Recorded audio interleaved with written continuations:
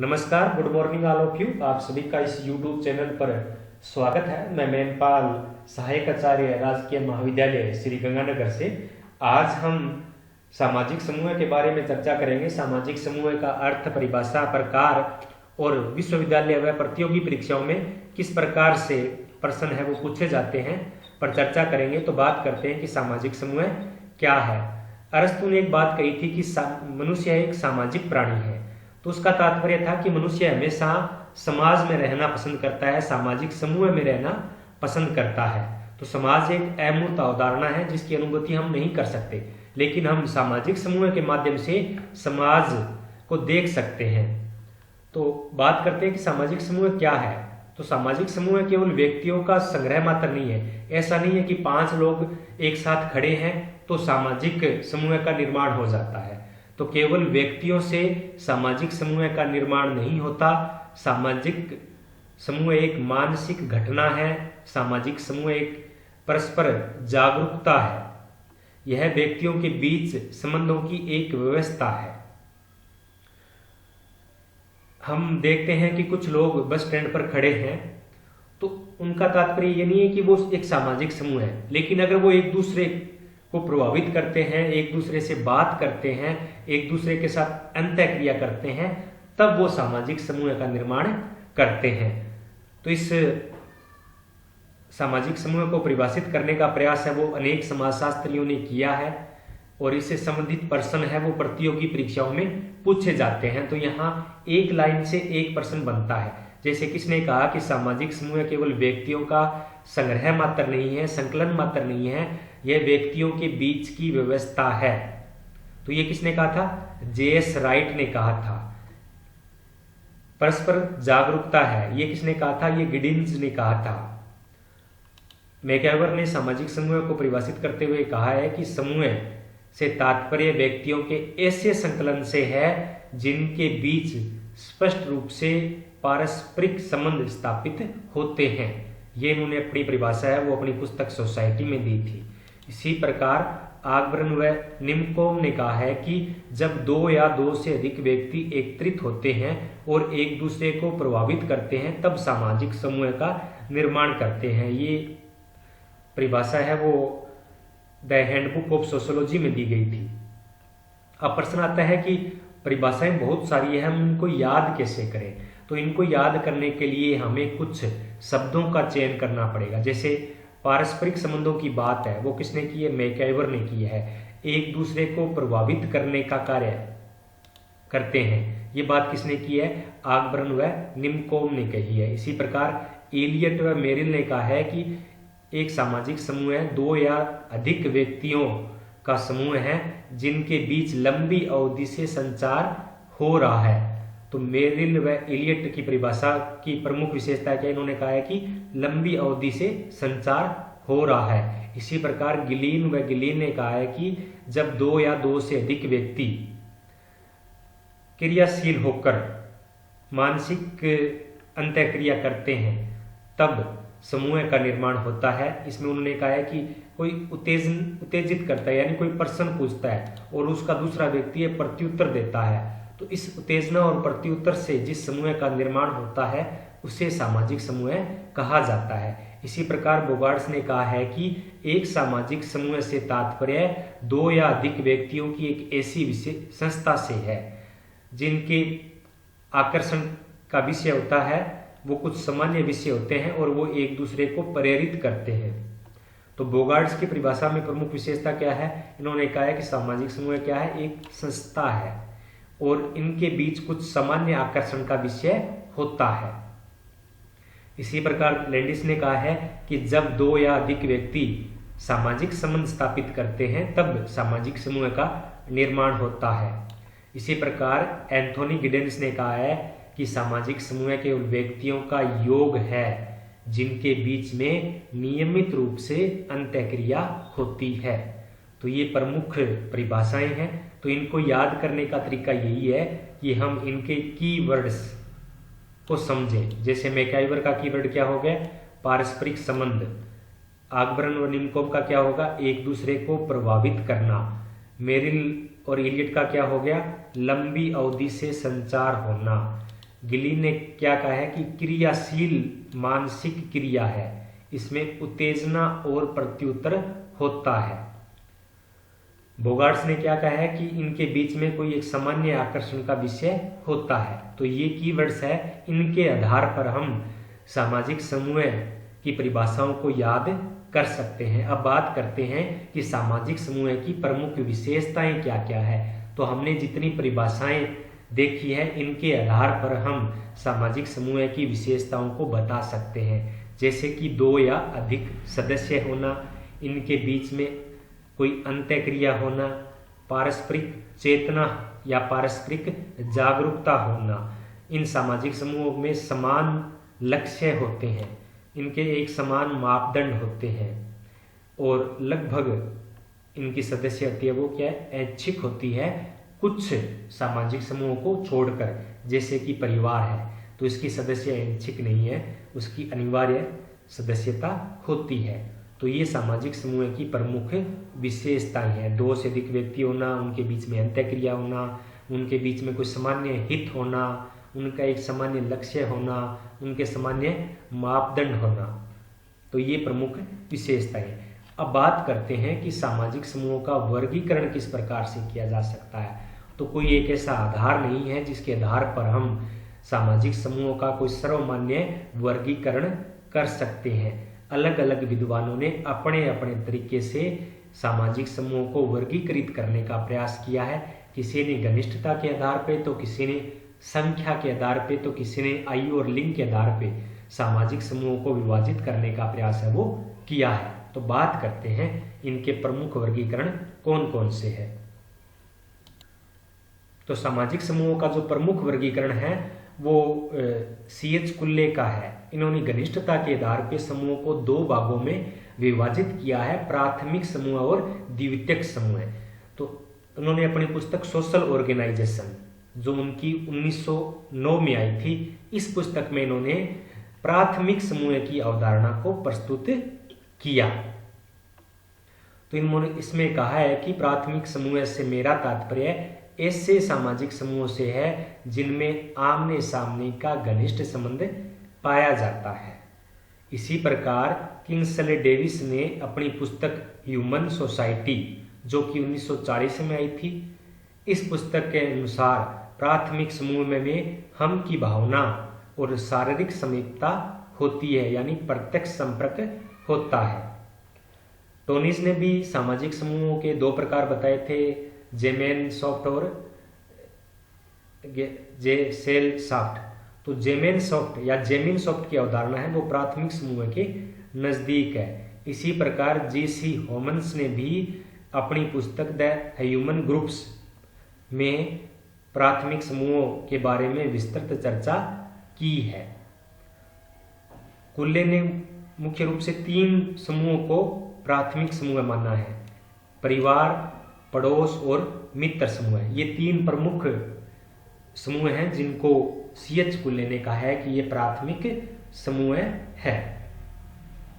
तो अब प्रश्न कैसे पूछे जाते हैं? प्रश्न पूछे जाते हैं कि किस पुस्तक में अवधारणा दी, ये अवधारणा किसने दी, ये ह्यूमन सोसाइटी पुस्तक किसने लिखी, टोनीज की कौन सी अवधारणा है वो प्राथमिक समूह के नजदीक है, या ह्यूमन ग्रुप्स के लेखक कौन है, C.H. कुल्ले ने किन किन समूहों को प्राथमिक समूह माना है या किस समूह को प्राथमिक समूह नहीं माना है। तो इस प्रकार से प्रश्न पूछे जाते हैं। तो आप अगर गौर से देखेंगे तो प्रत्येक लाइन से कोई ना कोई प्रश्न है वो बनता है। और इस वीडियो के अंत में डिस्क्रिप्शन में मैं ये PDF डाल दूंगा, तो वहां से भी आप PDF है वो डाउनलोड कर सकते हो। तो ये प्राथमिक समूह की बात थी। C.H. कुल्ले ने केवल प्राथमिक समूहों की चर्चा की थी, द्वितीयक समूह की चर्चा C.H. कुल्ले ने नहीं की थी। लेकिन जब प्राथमिक समूह की बात आ गई तो ऑटोमेटिक द्वितीय समूह की बात अपने आप है वो आ जाती है। तो प्राथमिक समूह में क्या है, घनिष्ठता होती है, और द्वितीयक समूह में क्या होती है, घनिष्ठता का अभाव होता है। प्राथमिक समूह का आकार क्या होता है, छोटा होता है, और जिन समूहों का आकार बड़ा होता है, घनिष्ठता का अभाव होता है, उन्हें हम द्वितीयक समूह कहते हैं। गिडेंस ने क्या कहा है कि द्वितीयक समूह में सदस्य है वो क्या नियमित रूप से मिलते हैं, लेकिन इनमें अवैयक्तिक संबंध होते हैं, या किसी व्यक्तित्व के किसी एक पक्षीय संबंध होते हैं। और जबकि प्राथमिक समूह में क्या होते हैं कि व्यक्तियों के बीच समूह होते हैं वो बहुपक्षीय होते हैं। तो इसको हम उदाहरण से समझ सकते हैं कि हमारे परिवार के सदस्य हैं वो प्राथमिक समूह है। तो जब हमें कोई समस्या आती है तो परिवार होता है वो हमारे प्रत्येक पक्ष को जानता है, हमारे पारिवारिक पक्ष, हमारे सामाजिक, आर्थिक, सांस्कृतिक, धार्मिक हर प्रकार के पक्ष को जानता है। लेकिन द्वितीयक समूह में ऐसा नहीं होता है। द्वितीयक समूह में मुख्य रूप से कौन होता है, जो हमारे कार्यस्थल होता है, जैसे हम ऑफिस में काम करते हैं तो वो क्या होता है, द्वितीयक समूह होता है। या कक्षा के एक विद्यार्थी हैं तो वो क्या होते हैं, द्वितीयक समूह होते हैं। तो वो जीवन के किसी एक पक्ष को ही जानते हैं, संपूर्ण पक्ष को नहीं जानते। प्राथमिक समूह और द्वितीयक समूह अपने आप में बहुत बड़ा टॉपिक है, तो उस पर हम कभी अलग से चर्चा करेंगे। तो आज केवल हम उन्हीं प्रश्नों को ले रहे हैं जो प्रतियोगी परीक्षाओं के लिहाज से महत्वपूर्ण है। तो ये अवैयक्तिक संबंध होते हैं। गेसेलसाफ्ट की जो टोनीज ने अवधारणा दी थी वो द्वितीयक समूह के नजदीक है। C.H. कुल्ले ने अर्ध प्राथमिक समूह की चर्चा भी की है, जिनमें कुछ विशेषताएं प्राथमिक समूह की होती है और कुछ समूह विशेषताएं हैं वो द्वितीयक समूह की होती है। प्राथमिक समूह में संबंध है वो साध्य होते हैं और द्वितीयक समूह में संबंध है वो साधन होते हैं, यानी साधन होते हैं जिनके द्वारा हम अपने लक्ष्य को प्राप्त करते हैं। इसी प्रकार हम की भावना के आधार पे W.G. समनर ने 1907 में अपनी पुस्तक फोकवेज में 2 प्रकार के समूह बताए हैं, अंतः समूह और बाह्य समूह। इन्हें हम या वे समूह भी कहते हैं। अंतः समूह यानी हम समूह है, बाह्य समूह मतलब वे समूह है। तो समनर के अनुसार अंतः समूह एक मनोवैज्ञानिक समूह है जिसके सदस्य आपस में अपनेपन की भावना रखते हैं। इसे हम समूह या मेरा समूह भी कहा जाता है। इनमें प्रेम, सहयोग, बंधुता, भाईचारे की भावना होती है। और बाह्य समूह क्या होता है, जो वे अंतः समूह से बाहर के सदस्य होते हैं वो बाह्य समूह का निर्माण करते हैं। तो बाह्य समूह में विरोधी भावना, भय, संदेह, घृणा आदि के भाव पाए जाते हैं। ये समूह क्या होते हैं, सापेक्षित होते हैं, यानी इनका आकार निश्चित नहीं होता है, ये बदलते रहते हैं। जैसे हम 7वीं क्लास के बच्चे, तो ये क्या हो गया, अंतः समूह हो गया। वे 8वीं क्लास के बच्चे, तो ये क्या हो गया, बाह्य समूह हो गया। लेकिन अब अगर स्कूल की बात आ गई तो 7वीं और 8वीं क्लास के बच्चे मिलकर क्या करेंगे, अंतः समूह का निर्माण करेंगे। वो कहेंगे हमारा विद्यालय और वो विद्यालय, तो वो क्या हो गया, दूसरे विद्यालय के बच्चे भी क्या हो गए, बाह्य समूह का निर्माण करते हैं। लेकिन जब गांव की बात आती है, यानी 1-2 ये विद्यालय है एक ही गांव में स्थित है, तो फिर गांव क्या हो जाएगा, अंतः विद्यालय हो जाए, अंतः समूह हो जाएगा। दूसरा गांव है वो क्या है, बाह्य समूह हो जाएगा। जब राज्य की बात होगी तो मेरा राजस्थान अंतः समूह हो गया, या कोई दूसरा राज्य वो बाह्य समूह हो गया। जब देशों की बात होगी तो ये समूह है वो क्या होते हैं, सापेक्षित होते हैं। इनका आकार है वो निश्चित नहीं होता है। इनका आकार है 2 व्यक्तियों से लेकर एक राष्ट्र राज्य तक हो सकता है। थोड़ा यहाँ नोट कर लें कि गिटलर ने समूह के 2 पक्षों के बारे में चर्चा की थी, बाह्य पक्ष और आंतरिक पक्ष, या बाह्य पक्ष और अंतः पक्ष। तो पक्षों की चर्चा है वो गिटलर ने की थी और समूह के जो प्रकार बताए थे वो समनर ने बताए हैं।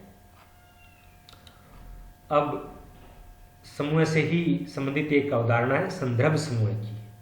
कई बार ऐसा होता है कि हम किसी समूह के सदस्य नहीं होते हैं और बचपन में सोचते हैं कि जब हम कक्षा में पढ़ते थे तो हम सोचते थे कि हम टीचर जैसे बने।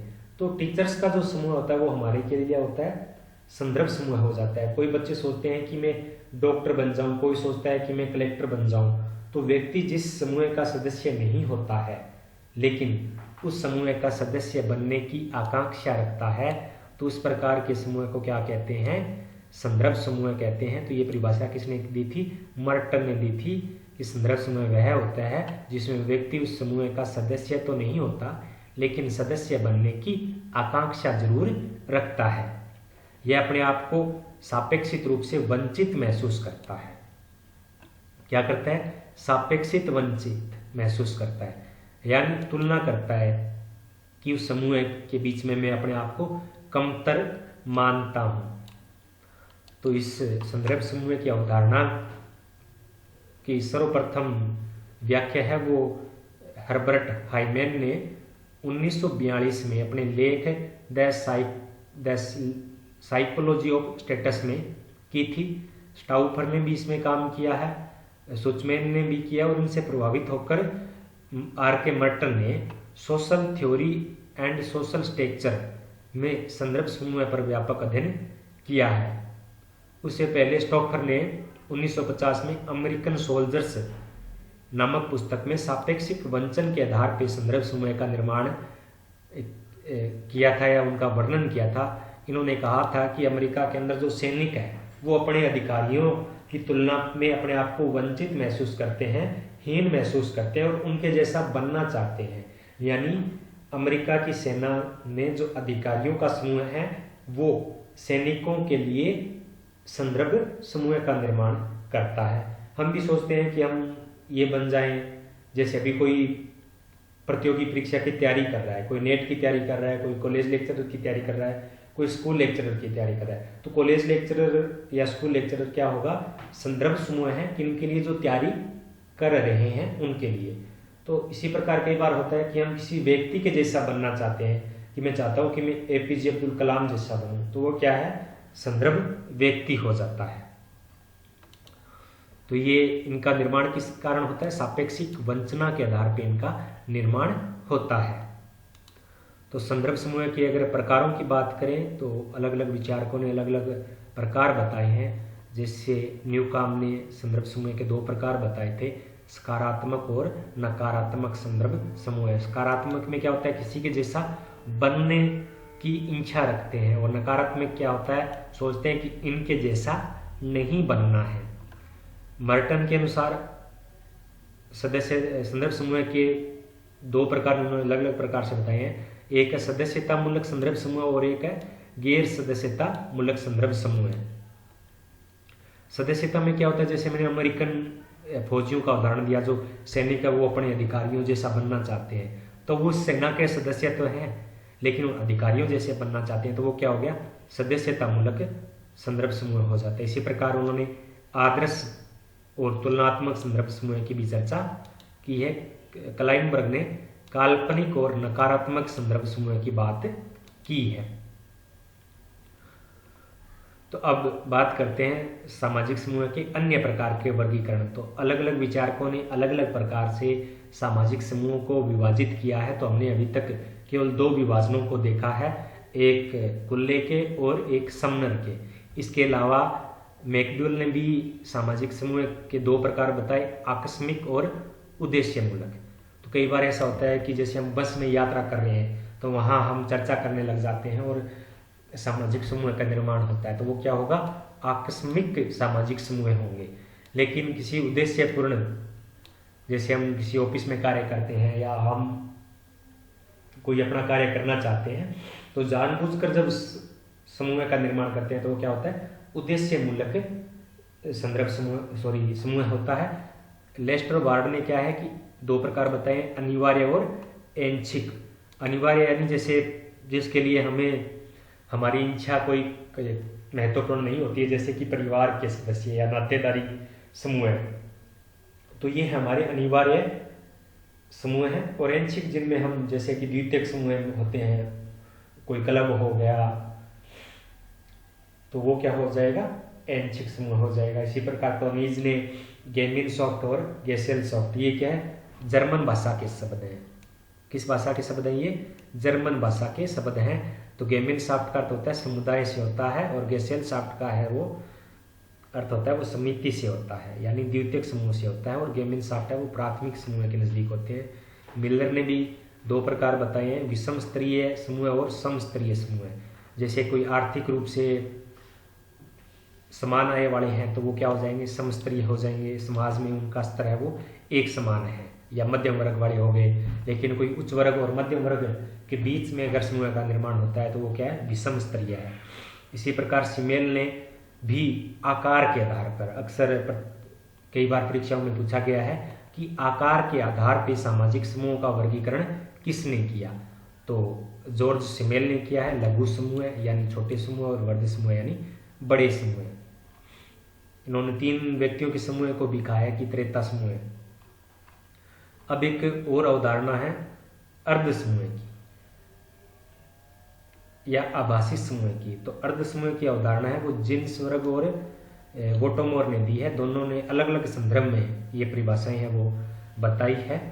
तो ये क्या होता है कि इनमें समूह तो होता है लेकिन इनके बीच कोई संरचना या संगठन नहीं होता है, लेकिन अगर इनके बीच में अंतःक्रिया हो जाती है तो प्रबल संभावना है कि वो समूह में बदल सकते हैं। जैसे कि एक बस स्टैंड पर काफी लोग खड़े हैं तो वो क्या है, अर्ध समूह की अवधारणा है। लेकिन जैसे ही वो चर्चा करने लग जाते हैं तो वो क्या है, समूह का निर्माण करते हैं। तो गिन्सबर्ग ने क्या कहा है कि अपनी पुस्तक सोशियोलॉजी में कहा है कि अर्ध समूह क्या है कि मानवीय संकलन है जिनके बीच में निश्चित संरचना नहीं होती है लेकिन उनके व्यवहार और रुचियां समान होती है और जरूरत पड़ने पर समूह का निर्माण है वो कर सकते हैं। जैसे हम किसान आंदोलन की अगर बात करें तो किसान आंदोलन में सभी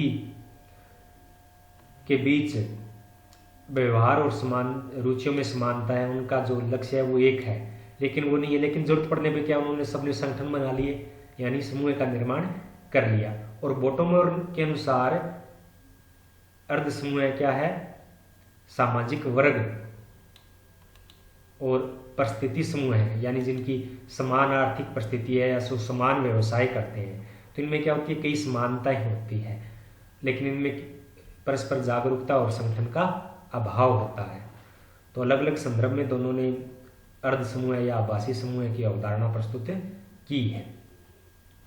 अब बात करते हैं कि परीक्षाओं में किस प्रकार से प्रश्न है वो पूछे जा सकते हैं। तो मैंने यहाँ जितना भी आपको बताया है प्रत्येक लाइन से एक प्रश्न बनता है। जैसे किसने कहा कि मनुष्य एक सामाजिक प्राणी है, किसने कहा कि समूह है वो व्यक्तियों का संग्रह मात्र नहीं बल्कि ये परस्पर संबंधों की व्यवस्था है, किसने कहा कि सामाजिक समूह में परस्पर जागरूकता पाई जाती है। ये परिभाषाओं से संबंधित प्रश्न पूछे जाते हैं, ये वर्गीकरण से संबंधित प्रश्न पूछे जाते हैं। तो कुछ प्रश्न ऐसे हैं जो उपरोक्त जो बताया गया है उसमें नहीं आते हैं, वो अलग है। जैसे कि मर्टन ने समूह निर्धारण के कितने आधार बताए, उत्तर हो जाएगा 26। समूह को व्यक्तियों का संकलन किसने माना, मैकइवरे पेज ने। समान आयु या आय यानी सामाजिक सहवर्ग की अवधारणा किसने दी, मर्टन ने।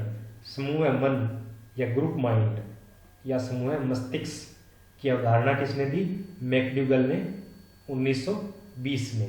ग्रुप माइंड के नाम से इनकी पुस्तक भी है।